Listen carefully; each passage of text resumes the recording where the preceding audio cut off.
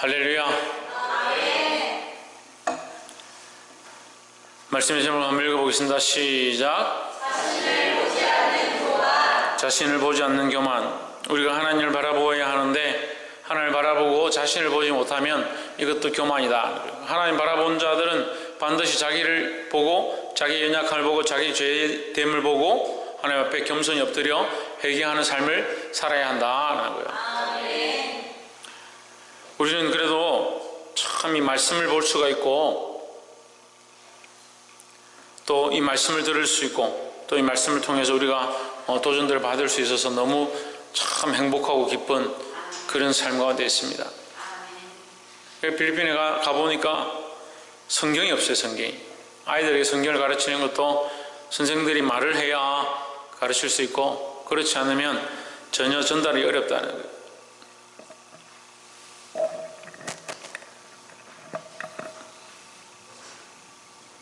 내 마이크 저기 빨간 거 다 줄여요.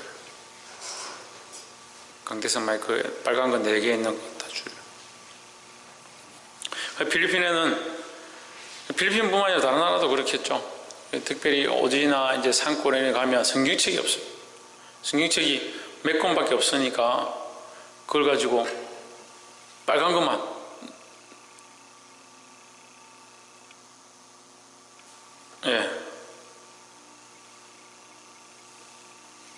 우리는 지금 누구나 다 말씀을 들고 성경책을 들고 이렇게 쉽게 말씀을 접할 수 있죠. 그런데 그 친구들은 이제 성경이 없으니까 성경 보는 게 힘들고 성경을 전달하기 힘들고 또 성경 공부를 하기 힘들고 신학생들도 사실 신학적으로 말씀을 깊이 있게 이렇게 깨닫는 것이 어렵다는 거예요. 그런 반면에 우리는 참 이 은혜 가운데 말씀을 너무 깊이 있게 쉽게 접할 수 있는 그런 가운데 있다는 거예요. 우리가 말씀을 들을 수 있다는 것, 말씀을 볼 수 있다는 것이 주의 은혜인 줄 믿습니다.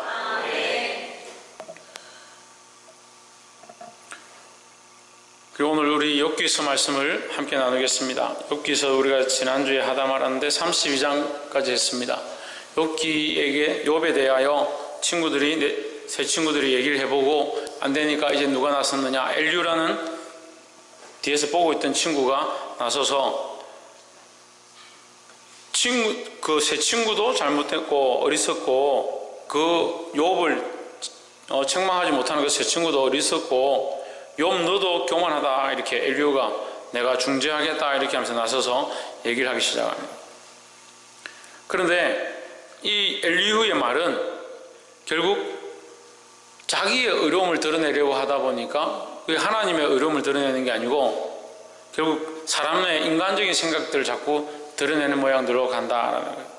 그래서 우리는 항상 나누고 말씀을 전하고 또 간증을 하고 할 때에 뭘 힘써야 되냐? 하나님의 뜻이 흘러가도록 하나님이 일하신 것이 무엇인가 흘러보내도록 그것을 힘써야 된다라는 거예요. 본문을 한번 봅시다. 33장 8절에 내가 실로 나의 듣는데 말하였고 나는 내 말소리를 들었느니라 이르기를 9절에 나는 깨끗하여 죄가 없고 허물이 없으며 불의도 없구나. 나는 깨끗하여 악인이 아니며 순전하고 불의도 없구나. 누가 얘기하는 거예요? 나는 누구예요? 나는 욥이에요. 내가 욥이 말하는 걸 들었는데 욥이 뭐라고 말하냐? 자기가 말하기를 나는 깨끗하여 악인이 아니며 순전하여 불의도 없고. 엘리후가 들어보니까 욥은 자기 스스로 깨끗하고 죄도 없고 악인도 아니고 순전하고 불의도 없는 사람이다 라고 말하고 있다. 10절에 하나님이 나를 칠 틈을 찾으시며 나를 대적으로 여기사 11절 내 발을 착고에 채우시고 나의 모든 길을 감시하신다 하였느니라 했습니다. 그러니까 하나님께서 죄가 없는 자신을 욥은 죄가 없다라고 스스로 생각하니까 욥이 지금 당한 고난은 하나님께서 죄가 없는 욥을 스스로 치시고 공격하는 모양이다.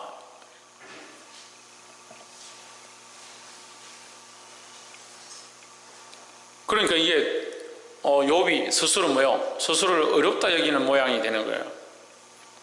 그리고 엘리후가 욥 너는 교만하구나. 네 스스로 네가 어렵다라고 지금 착각하고 있구나.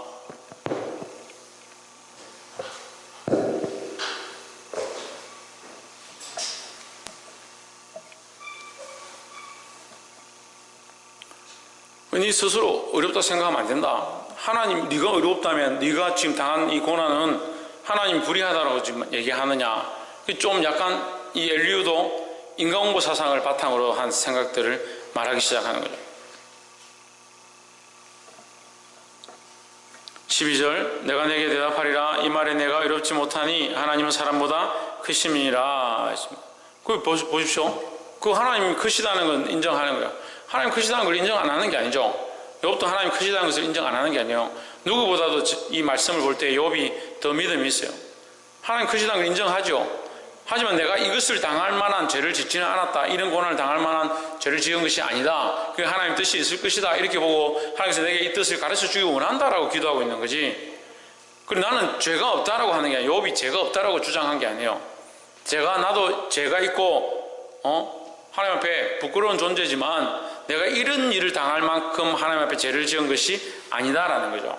그리고 사람들마다 다 죄성이 있고 다 연약하기 때문에 다 심판을 받고 다 멸망하면 이 땅에 누가 살아남나요? 우리가 여기 서 있을 사람이 누가 있냐? 우리는 다 죄인인데. 옆에서 보죠. 우리는 다 죄인입니다. 다 죽을 수밖에 없는 죄인들이다. 하물며 안 믿는 사람들은 더 심하죠. 더 심하고 뭐가 심하냐? 죄인인 줄 모르는 게 심한 거예요.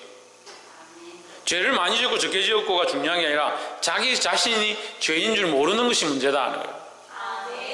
죄인인 줄 모르면 어떻게 됩니까?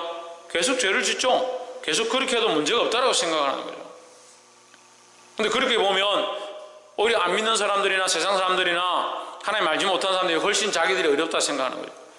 근데 욥은 하나님 아는 거예요. 근데 엘리후는 이것을 판단할 때 욥은 하나님을 잘 모른다. 모르기 때문에 자신이 어렵다라고 생각한다. 자기가 어렵다 생각하기 때문에 하나님께서 행하시는 이 심판과 이 고통을 하나님께서 잘못 주신 것이다. 하나님의 오류가 있다라고 욥이 말하고 있는 거 아니냐. 그래서 엘리후는 그렇지 않다. 하나님은 어렵다. 그러므로 사람은 죄인이다. 이렇게 전개를 하는 거예요. 하나님이 어렵기 때문에 사람이 죄인이 아니에요. 원래 사람은 죄인이죠. 그럼 하나님이 어렵기 때문에 죄인이면 왜 너희들은 괜찮냐? 이렇게 봐야 돼요. 하나님이 어렵기 때문에 우리가 다 죄인이면 왜 나만 이 고통을 당하냐? 그럼 할 말이 없는 거예요. 자, 그런 논리를 가지고 이 욥에게 반박하고 있는데 오늘 이 말씀을 우리가 함께 나누기 원합니다. 특별히 이 33장에서 이 엘리후의 신앙관이 나오는데 엘리후의 신앙관도 사실은 많이 잘못되지는 않았어요. 괜찮은 것 같아요. 말씀 가운데 서 있고 하나님 바라보고 있고 또 나름대로 방향들을 가지고 있지만 이 가치관의 문제가 참 민감한 거예요. 우리가 믿음이 있다 하지만 따라합시다. 우리가 믿음이 있다 하지만 상황과 환경과 문화에 치우친다. 찬양을 굉장히 뜨겁게 하고 하나님만 바라보고 기도하고 눈물을 쏟고 말씀 앞에 그렇게 살겠습니다 이렇게 하는데 막상 생활에 돌아가면 자기가 살아왔던 그 삶의 패턴과 성향대로 또 그렇게 사는 거예요. 우리나라 대한민국 사람들에게는 어떤 문화가 가득하냐? 유교적인 사상들이 가득한 거예요. 알게 모르게 종교성이 있습니다. 그렇지만 뭐가 많습니까? 인간홍보적인 가치관들이 굉장히 많습니다.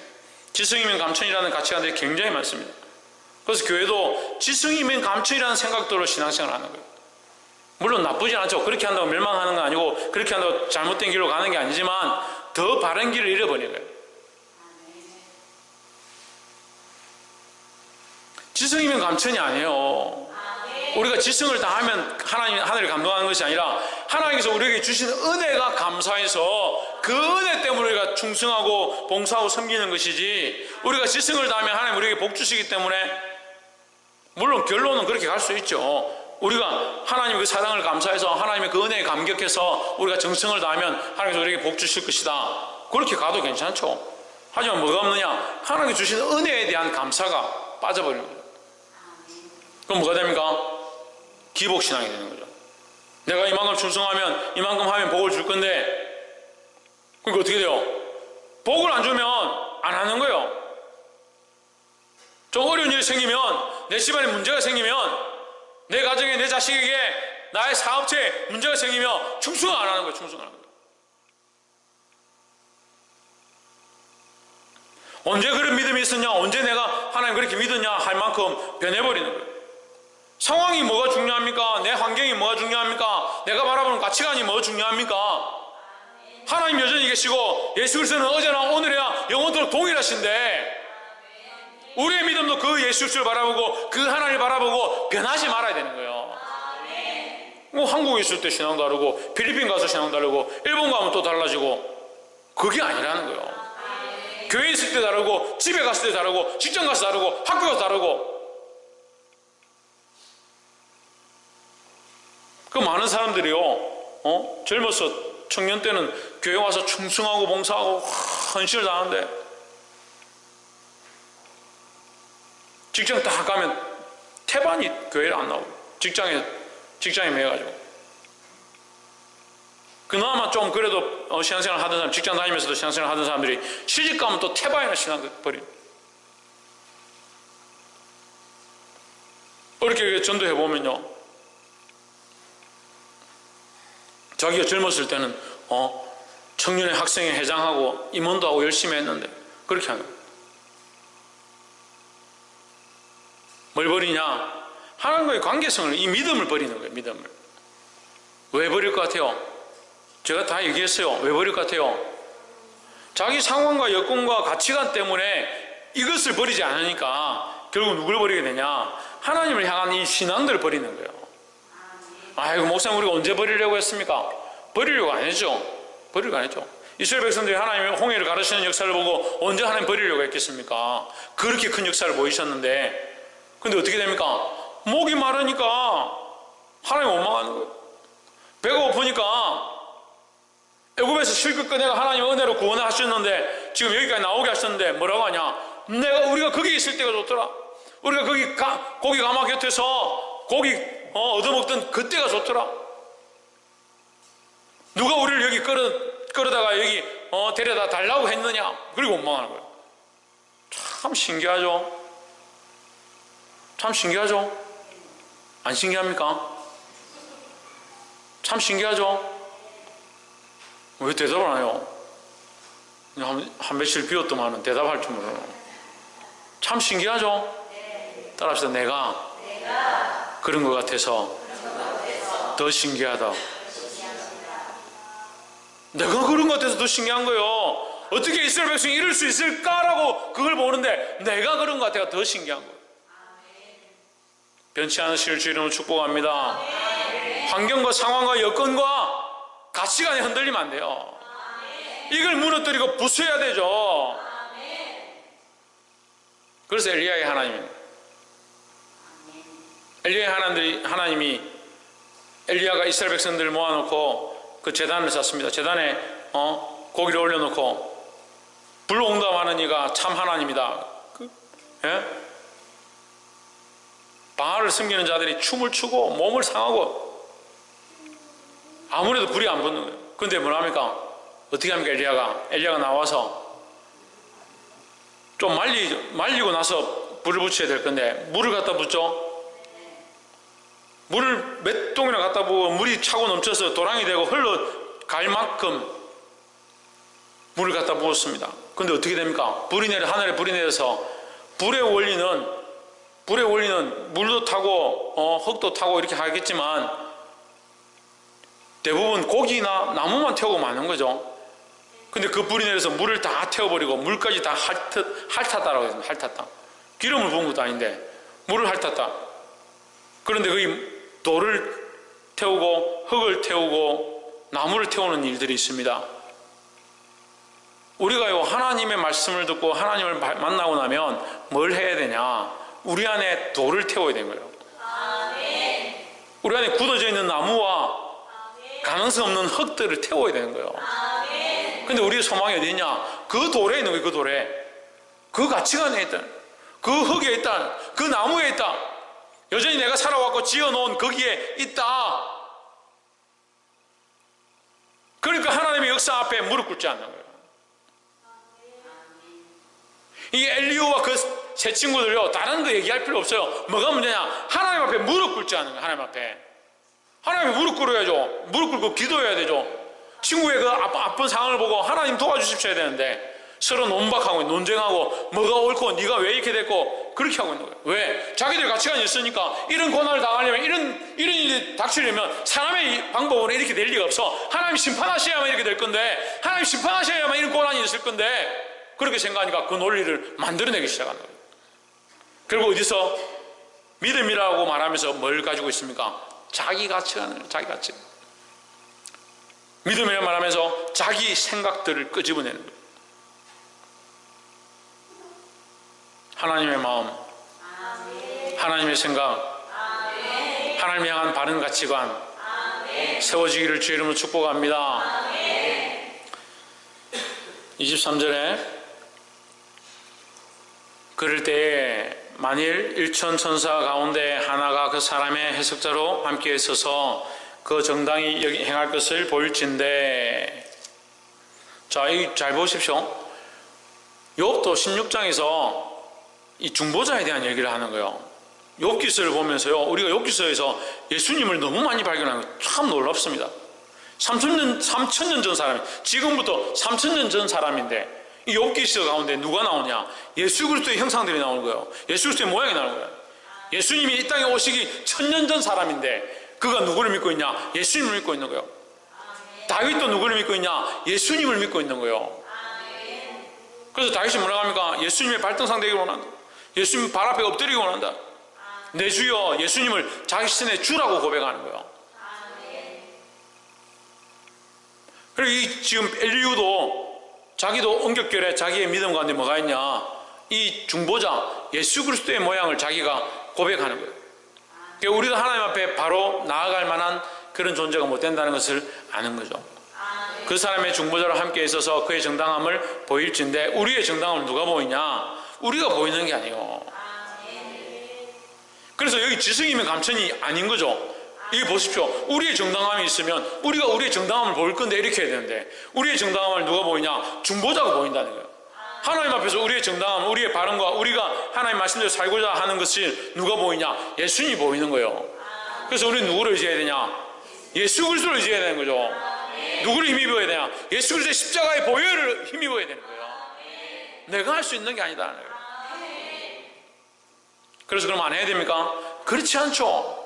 내가 할 수 없는 것을 주님께서 하셨으니까 거기에 감사해야죠. 내가 구원받을 수 없는 것을 그리스도의 십자가로 대신 죽으심으로 우리를 구원하셨으니까 이것이 얼마나 놀라운 애냐는 거예요.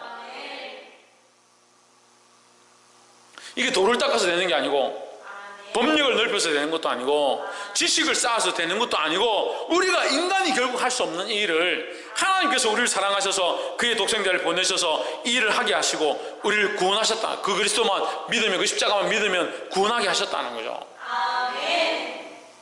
그리고 이게 얼마나 큰 은혜요. 그러니까 이 은혜를 아니까 그렇게 할 수밖에 없는 거예요.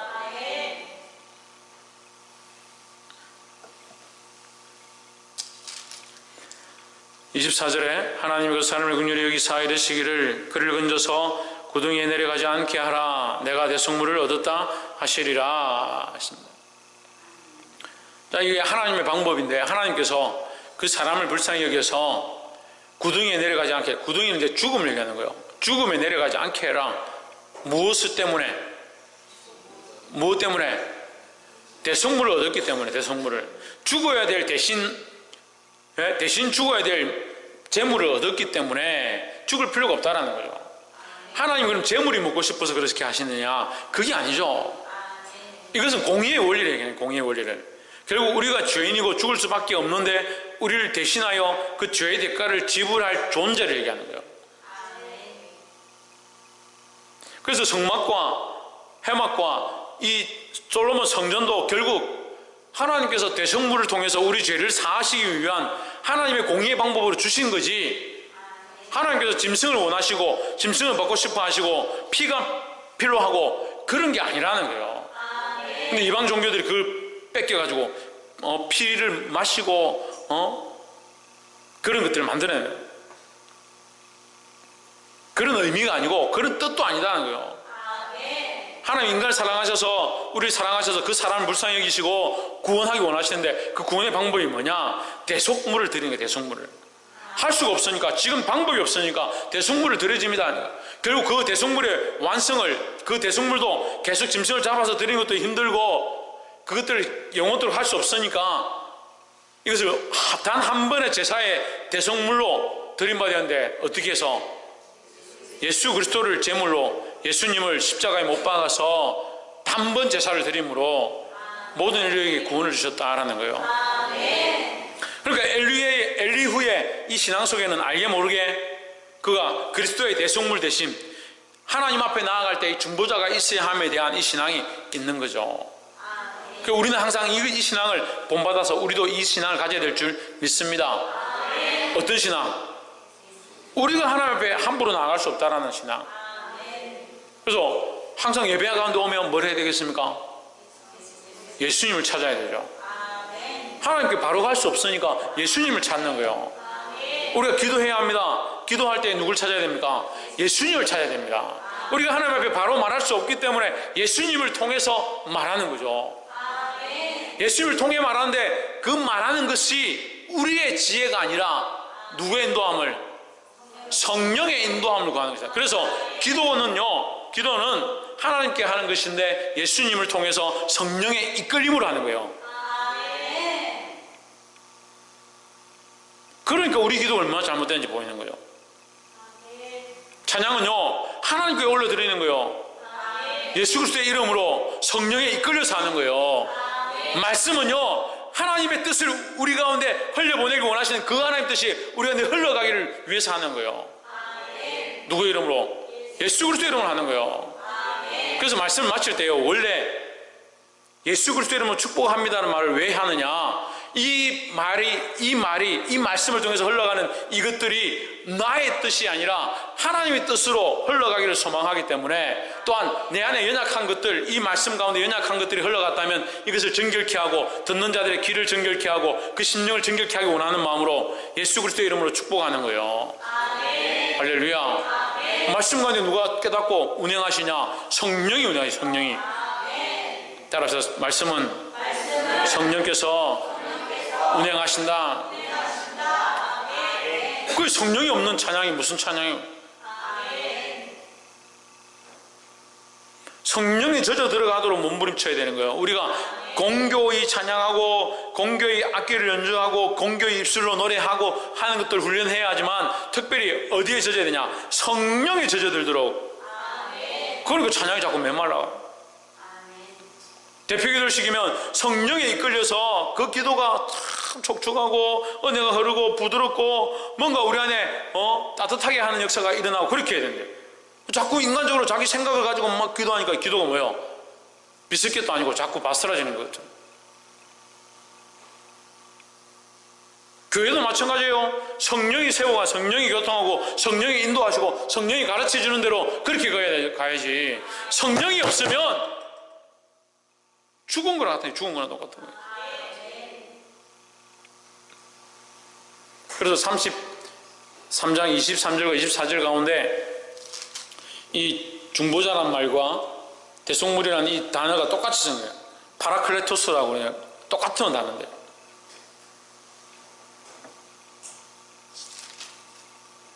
파라클레토스는 어디에 나오냐면 요한복음에 나오는 거예요. 요한복음에 뭐라고 나오냐? 보혜사라고 나와요. 보혜사라고. 하나님과 우리 사이의 중보자 예수 그리스도이시지만 성령으로 덮여져야 되는 거예요. 성령으로, 그리스도의 이름으로 이게 함께 연결되는 거예요. 이게 어려워요. 어려운데 우리가 항상 성령의 이끌림과 나의 힘이 아니라 그리스도의 이름으로 이게 연결되어 있는 거예요. 이게 안 되면 아무것도 할 수 없어요. 우리 의지로 하는 게 아니에요. 우리 노력을 하는 게 아니에요. 이해가 안 됩니까? 믿으십시오. 어떻게 하는지 잘 모르겠습니까? 하려고 믿음으로 노력하십시오. 성령이 하시네요. 성령이. 옆에 사람 보시죠. 성령께서 우리 안에 역사하시도록 사모합시다. 누구를? 성령을 사모해요. 성령을. 이 성령 보혜사, 우리의 중보자 예수 그리스도의 은혜, 이것이 중보자와 대속물의 모양으로 이 욥기서에 기록되어 있다는 거예요. 이 신앙을 우리도 본받기를 주의 이름으로 축복합니다. 물론 처음 말씀드릴 때 엘리야의 믿음이 좀 문제가 있다 이렇게 얘기했기 때문에 아이고 엘리야의 말하는 건 다 틀렸구나 그렇게 보면 안 돼요. 엘리야의 얘기 가운데도 우리가 보아야 될 부분들이 있는 거예요. 그나마 새 친구들보다는 엘리야가 좀 더 깊이 있는 신앙의 모양으로 욥에게 접근하고 있는 거예요. 하지만 역시 뭐가 있느냐? 인간적인 생각들이 있는 거예요. 그러니까 우리가 참 이렇게 보면요, 엘리야도 이렇게 믿음을 가지고 그리스도를 바라보고 3000년 전 사람이 이런 신앙 고백을 했는데도 그 안에 인간적인 가치관들이 있는 거예요. 그렇구나. 우리가 정말 인간적인 가치관, 이거 말씀 앞에 우리 인간적인 가치관 내려놓는 게 얼마나 힘든가 그런 생각도 나요. 우리 인간적인 가치관들을 뿌리 뽑는 훈련들을 날마다 하기를 소망합니다. 25절에 그런즉 그 살이 어린아이보다 연하여져서 소년 때를 회복할 것이요. 여기 엘리야가 무슨 얘기를 하냐면 회복에 대한 얘기를 하기 시작합니다. 26절 그는 하나님께 기도함으로 하나님의 은혜를 베푸사 그로 자기 얼굴을 즐거이 보게 하시고 사람에게 그 의를 회복시키시느니라 했습니다. 이 회복하죠. 27절 그가 사람 앞에서 노래하여 이르기를 내가 전에 범죄하여 시비를 바꾸었으나 내가 무익하였었구나. 이게 돌이키고 회개하는 거죠. 28절 하나님의 내용을 건지사 구덩이에 내려가지 않게 하셨으니 내 생명의 빛을 보겠구나 하리라. 29절 하나님이 사람에게 모든 일을 제삼 행하심은 30절 그 영혼을 구덩이에서 끌어 돌이키고 생명의 빛으로 그에게 비치려 하심이니라 하십니다. 이게 엘리야의 신앙에는요, 엘리야가 욥에게 말하고 있는 이 신앙의 모양 가운데 좋은 부분이 또 있습니다. 뭐냐? 고난이 있지만 고난 뒤에 회복하실 은혜가 있다라는 거죠. 너는 반드시 회복될 것이다. 네가 하나님 앞에서 회복되어질 것이고 하나님께서 너에게 은혜를 베푸실 것이다 라는 이 가치관이 또한 믿음의 모양이 누구에게 있느냐? 엘리야에게 있는 거죠. 그 엘리야는 중보자와 대속물에 대한 사상이 있는 것도 정말 좋은 부분인데 또한 고난이 있지만 너희가 고난 가운데 하나님 바라보고 있으면 하나님께서 결국 너를 회복해 하실 것이라는 이 암시적인 신앙을 보이는데 이게 결국 엘리야가 입술로 고백하고 있지만 이것은 하나님께서 이후에 욥에게 주실 은혜를 엘리야가 말하는 것이다. 이거 알아서 말하는 건 아닌 것 같아요.